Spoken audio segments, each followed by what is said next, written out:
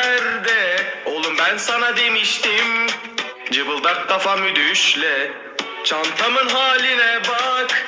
Yüzünde bir küçük emrah. Hocanın tipine bak. Jöle sürmüş orangutan. İrem Hoca fıtırı parmağı da kapıda. Tutum yolumu düşün kel kafasına. Koca bir özgüvenle açarım kapısını. İşin sonucu yine şartlı tahliye. Oo, ne yapıyorsunuz be ya? Çok bilen orada, az bilen burada.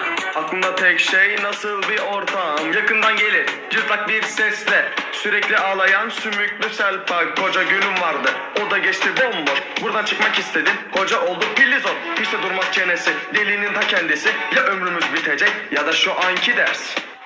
Ekmek! Mektepten çıktın, koca bir yolum var. Eve gidecek halimiz yok. Aklıma geldi, akşama işim var. Hele biz ne zaman dinleneceğiz? Bas gaza DS, bas gaza. Ya ben sizin yapacağınız işin içine tüküreyim be. Bu çadına bak.